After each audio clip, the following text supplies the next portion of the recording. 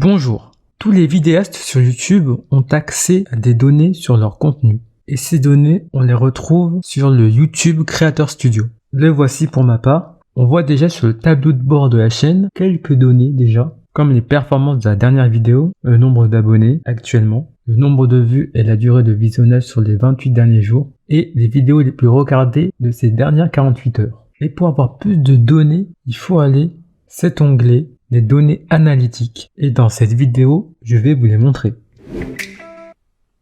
Alors, il y a plusieurs onglets: aperçu, contenu, audience et tendance. Et toutes les données qui sont sur cette page concernent les 28 derniers jours.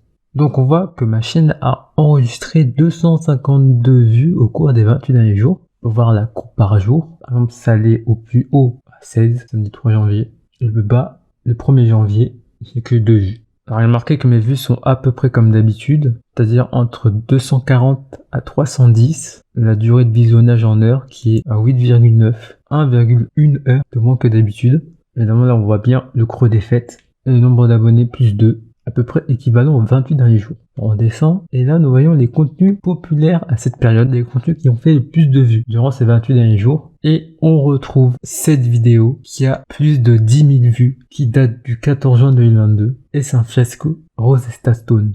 On retrouve le premier épisode de l'open source avec 31 vues. Alors la première vidéo sur Memrise. 7e épisode, ça je comprends pas pourquoi elle prend beaucoup de vues cette vidéo. Le 7e épisode du SP sur Sky. Et ensuite, une de mes vidéos préférées de la chaîne. Quel est le titre de musique que j'écoute le plus? Qui a enregistré 7 vues. Là on voit que sur ces 40 dernières heures, il y a eu 15 vues. 9 sur la vidéo sur Rosetta Stone. 4 sur l'open source. Et 1 vue sur le démineur. Maintenant dans le contenu, on voit cette fois-ci le taux d'impression avec 8K, 7% de moins que les 28 derniers jours. En gros, les impressions, c'est le nombre de fois que ta vidéo est apparue dans les recommandations. Et le taux de clic, c'est le nombre de gens qui ont cliqué après avoir vu ta miniature. Ici, on voit comment les spectateurs trouvent mes vidéos. Et la majorité des cas, c'est en recherchant sur YouTube. Je regarde source externe par Google. Recherche YouTube, ils ont tapé Rosetta Stone, 31%. Rosetta Stone à vie. La suggestion de vidéo. Ma vidéo est apparue sur le côté avec cette vidéo. Regarde la courbe des impressions, relativement stable. Après, je suis à 66, donc voilà quoi. 42 à 92. Par contre, pourcentage de taux de clic par impression, là, il varie beaucoup. 16%, et ça descend à 0% le 31 décembre. La audience mensuelle, 223. Relativement stable. Ce qu'on peut voir, j'ai gagné un abonné le 17 décembre et un autre le 2 janvier. Audience par comportement de visionnage. Découvrez à quelle fréquence votre audience est revenue regarder des vidéos au cours de l'année écoulée. Donc, pourcentage, 97% sont des nouveaux spectateurs, 2,7% des spectateurs occasionnels et moins de 0,1% des spectateurs réguliers. Et ça me dit un truc ça. Quand il y a certains vidéastes qui se disent « Ouais, abonnez-vous, puisque encore 30% d'entre vous ne sont pas encore abonnés à la chaîne. » Regardez-moi, 100% carrément.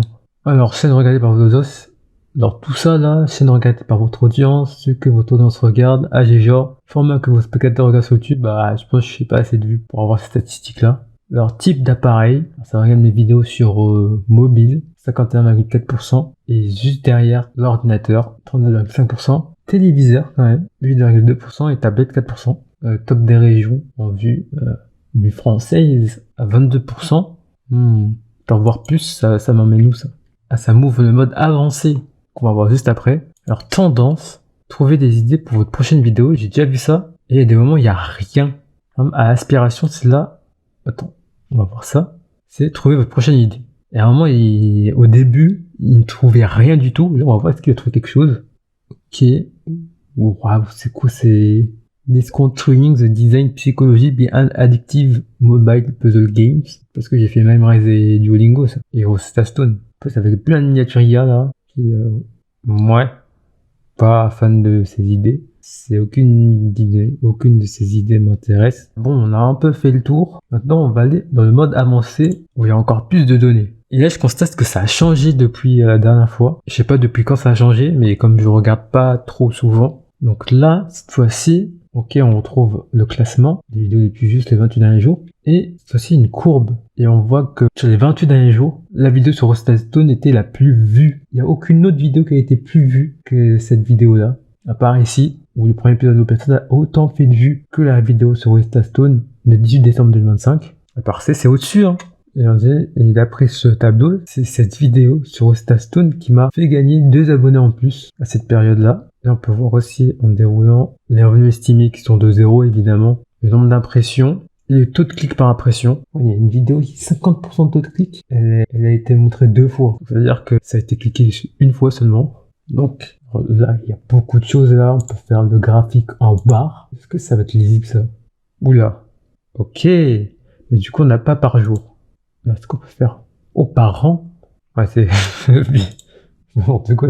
Alors, est-ce que on peut modifier aussi, je l'ai même pas fait dans cette vidéo, mais la période, par exemple, on peut prendre que 2025. Et je pense que c'est encore Rosetta Stone. Hein. Ouais, ça capte 60% des vues, 2310. Ouais, c'est sans appel, elle est au-dessus. Hein. Et même si je mets depuis toujours, c'est encore elle, logiquement. Mais je viens de voir quelle était la vidéo la plus vue avant celle de Rosetta Stone. D'après la vidéo, ça a l'air d'être celle en orange, celle sur notre devoir, publiée le 21 octobre 2019. Ok, la décomposition en contenu, en source de trafic, situation géographique. Oh, on va aller dans ville pour voir. Alors, les vues sur les villes, je sais même pas si j'ai assez de données pour ça. J'ai des vues provenant de la ville de Sojon, en France. Quand tout d'un coup, je vais me mettre dans quelle date? Comment je fais pour voir c'était quand cette 10 vues? Parce que je peux... Non, je sais pas. Par jour. Si j'affiche en barre, normalement, il va mettre le moment où il y a eu les 10 vues. Non, mais pas la date. C'était quand?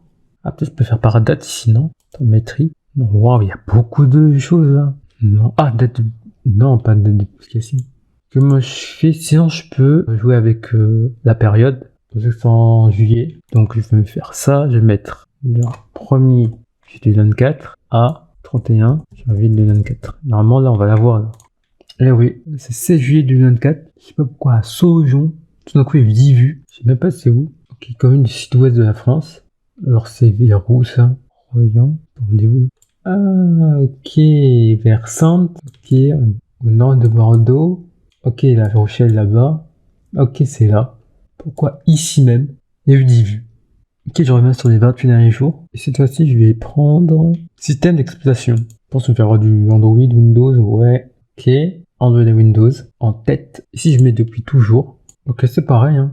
Je vais là, même si ça va me donner 0 uniquement. Trafic naturel et payant. Pourquoi ça m'a pris que à partir du 21 août. Avant, il y avait rien.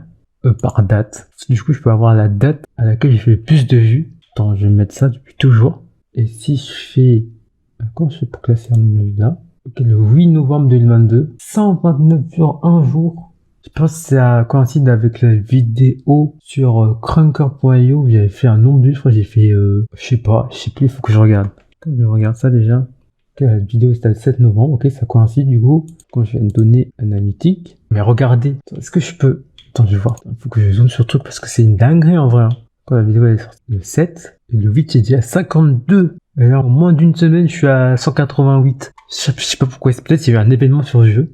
Mais voilà, ça a pris des vues. Hein. Bien au-dessus des performances habituelles. Hein. Ah, ok, on peut choisir des vidéos des groupes. C'est quoi les groupes?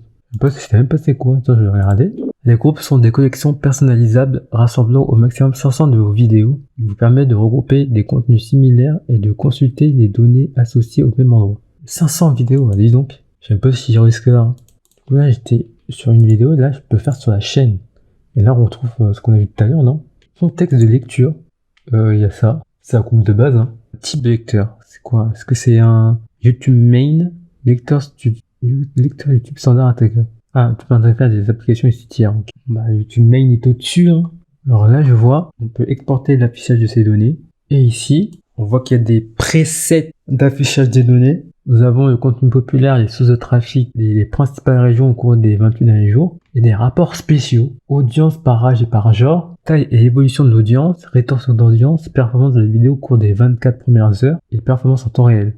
Je vais tout regarder. Hein. Alors ça, ok, ça on l'a vu. Source de trafic, on a vu aussi. C'est Android Windows. Ah non, source de trafic. Oh, mais on l'a déjà vu. Recherche YouTube et externe. Non, bah comme il n'y a pas de publicité, on peut pas. Publicité c'est YouTube, évidemment 0. Principale région au cours des 28 derniers jours, il va me sortir que la France. Hein. Ouais, c'était ça. Et maintenant, on va voir les rapports spéciaux. Audience par an, normalement, il n'y a rien. Ah si, il y a un truc. Hein. 100% d'hommes de 18 à 24 ans. Et c'est tout. C'est tout. Il n'y a que ça. Sur la durée du visionnage, est-ce qu'on peut voir ou pas? Bon, je pense qu'il n'y a pas assez de données pour les autres catégories, que ce soit selon le sexe ou la tranche d'âge. Taille et évolution d'audience au fil du temps. Ok. Oh, bah, c'est pareil de ce qu'on a vu avant. Rétention d'audience. On fait ici un contenu spécifique. Que je me prends. Est-ce que je me prends pas la vidéo la plus vue, tout simplement? Ça, on va avoir plus de données. Je sais même pas comment ça va s'afficher, à quoi ça va ressembler. Les vues shorts seront comptabilisées différemment par le 31 mars 2025. Ça me concerne pas, j'ai pas fait de short. Alors là, 27,3% pourcentage moyen de vidéos regardées. Pour avoir vu un peu les courbes de rétention d'audience sur ma chaîne, 27,3% c'est hyper bien. On voit que il y a déjà seconde 0, il y a 2% des gens qui sont partis.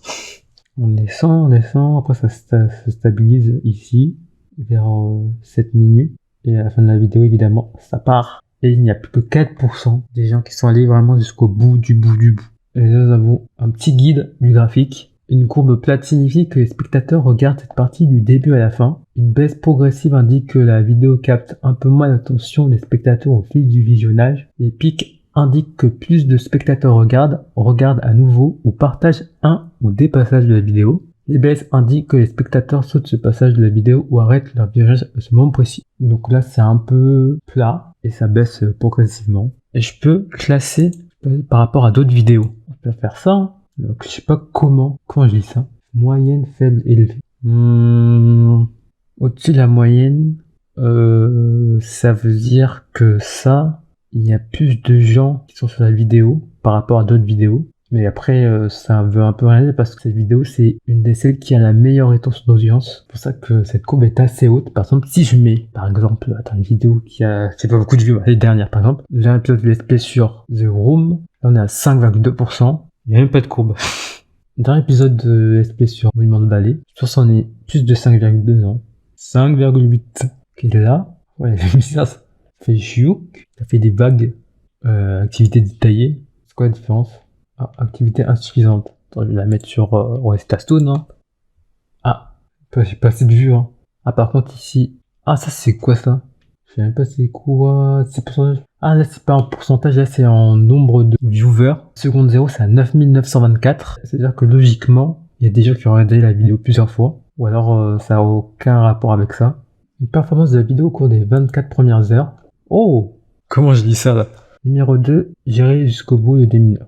Par exemple, ça, pourquoi c'est en gris? Le score match. Oh, ok. La une, c'est là, ok. Monument de Vallée. Ok, pourquoi après c'est en violet? Celle-là, elle est où? Ah, vidéo performance moyenne, ça c'est score match, ok. Ouais, ok, il y en a celle-là, ok. Et les vides, les moins de performance. Ah, je commence à comprendre. Alors là, c'est les performances des vidéos. Il y a combien de vidéos? Il y en a 13. Ok, les 13 dernières vidéos, je pense, lesquelles ont le plus performé moyennement et moins performé, et selon la période. Donc, je vois que les vidéos qui ont le mieux performé, c'était la première partie de l'année 2025, et les vidéos les moins performantes, c'est la deuxième partie. Sachant que à partir de août, il y a eu une modification là de l'algorithme où je sais pas c'est quoi, du nombre de vues comptabilisées. Donc je sais pas si c'est vraiment... Donc peut-être que c'est ça, parce que je passe quand même, par exemple, là, la vidéo, l'ISP 25 vues en 24 heures, il se passe à 5. Et j'ai pas fait plus de 5 vues. Donc ça veut un peu rien dire, parce que je me souviens, par exemple, le deuxième épisode de Open Source sur le logiciel de montage photo, donc j'avais fait une vue en un jour. Finalement, regardez, elle fait combien de vues maintenant? Donc ça veut un peu rien dire en vrai. Donc c'est pas parce qu'une vidéo fait pas beaucoup de vues au bout de 24 heures, elle fera pas beaucoup de vues au bout de un mois, au bout de 2 jours même, une semaine, ou un mois, ou un an aussi. Et là, en voyant cette page, je me demande où se trouvera ce 4e épisode de l'open source. Est-ce qu'il sera vers là, ou vers là? Je ne sais pas. Et enfin, une performance en temps réel, performance actuelle de vos contenus. Donc là, c'est quelque chose d'avancé en direct. Quelles vidéos les plus vues ces dernières 48 heures? Je constate que le 3e épisode du SP sur Sky, au cœur de la forêt cachée, a enregistré une vue. Et c'est tout, hein. Et bien voilà, c'est la fin de cette vidéo. J'espère qu'elle vous a plu. Cette vidéo m'a fait rendre compte que la vidéo sur Rostal Stone, au niveau statistique, carry la chaîne littéralement. Rien qu'à voir les 48 dernières heures, oui, vues déjà. Elle est numéro 1 partout. Et j'ai hâte de savoir si un jour une vidéo la détrônera. Donc je pense que je ferai la même vidéo dans plusieurs années. C'était une plongée dans les profondeurs de mes analytics YouTube. Et on se dit à la prochaine.